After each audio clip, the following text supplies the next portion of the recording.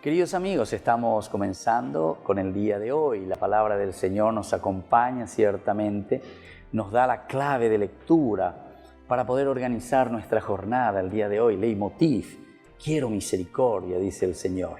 Estamos en este tiempo de Cuaresma, necesitamos de la misericordia de Dios y al mismo tiempo que nosotros seamos también misericordiosos con los demás. Leemos del libro de Oseas, capítulo 6, del 1 al 6.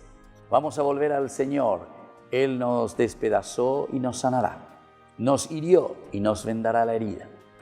En 2 días nos hará revivir. Al tercer día nos restablecerá y viviremos en su presencia. Esforcémonos por conocer al Señor.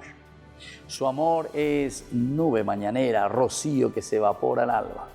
Por eso los maté con las palabras de mi boca, los atravesé con mis profetas, y mi sentencia brilla como la luz. Queridos hermanos, por una parte es una palabra exigente, ¿verdad?, lo que el Señor nos está diciendo aquí. Pero al mismo tiempo nos muestra y nos está diciendo que quiere esa misericordia, que el Señor quiere ese amor sincero de parte de nosotros. Lleva este tiempo de Cuaresma. Por lo tanto,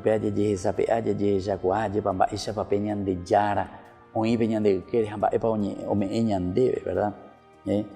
Pero eso mismo, una presencia de un Dios que nos ama, que nos quiere, nos llama a lo que dice el profeta Oseas. Esforcémonos por conocer al Señor. Esforcémonos por cumplir su voluntad. Su venida es segura como la aurora. Quiere decir que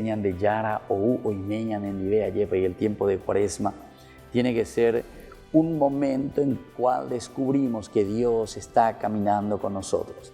Es un Dios que se compromete con nuestra historia, es un Dios que se compromete con nuestra propia vida, y es por eso que después, en la medida en que Él nos conoce más y más, nos da propuestas para que nosotros podamos asumir. A pesar de todos esos dolores, esos sufrimientos, esa muerte que puede significar el alejarnos de Dios, ahora significa, sin embargo, un acercarnos nuevamente a Dios. Dios venda nuestras heridas, Dios quiere misericordia, Dios nos sana a cada uno de nosotros.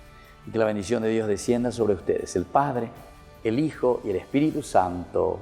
Amén.